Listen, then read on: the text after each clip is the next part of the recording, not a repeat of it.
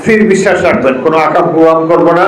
আপনাদের খেদমতের জন্য যতদিন বেঁচে আছি চেষ্টা করব এবং আপনাদের সবাইকে আবারও গভীর কৃতজ্ঞতা জানাই। এই সম্মান, এই গৌরব আপনাদের সম্মান, আমি এর যোগ্য না, আপনারা এই সম্মান আমাকে দিয়েছেন।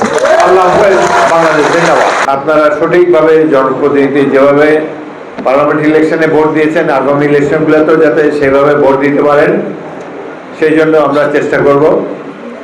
বাকি এই দেশের ভাগ্য তো আল্লাহ রাব্বুল আলামিন নির্ধারণ করবেন। বাকি রাজনৈতিক দল, দেশের মানুষ এখন ধীরে ধীরে সচেতন হয়ে যাচ্ছে। শেখ হাসিনা যেভাবে গুম খুন ইত্যাদি করেছে অকল্পনীয়। সুতরাং ভবিষ্যতে কোনো সরকার আর এই ধরনের কাজ করতে সাহস করবে বলে মনে হয় না। আপনারা মিলেমিশে থাকবেন, আল্লাহর উপরে তাওয়াক্কুল রাখবেন। জমি দিবেন যে 10,000 করে। আর 2003 সালে পানি সম্পদ মন্ত্রী হিসাবে চরে যায় গরিব মানুষকে জমি দেওয়ার চেষ্টা করেছি।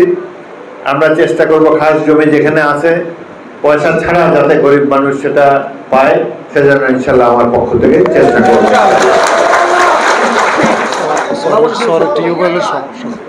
আরো যেসব সমস্যার কথা আপনারা জানিয়েছেন, চরে টিউবওয়েল নেই, টিউবওয়েলটা খুবই প্রয়োজন। তো ইনশাল্লাহ আমার দ্বারা যতদূর সম্ভব চেষ্টা করব যাতে আপনাদের এইসব প্রয়োজনগুলো মিটে যায়।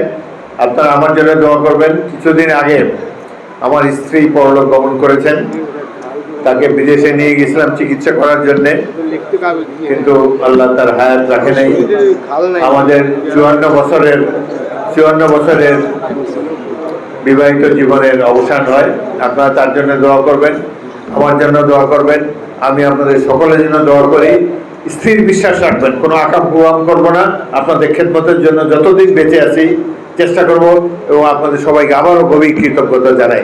এই সম্মান, এই গৌরব আপনাদের সম্মান, আমি এর যোগ্য না, আপনারা এই সম্মান আমাকে দিয়েছেন। আল্লাহ হাফেজ, বাংলাদেশ জিন্দাবাদ।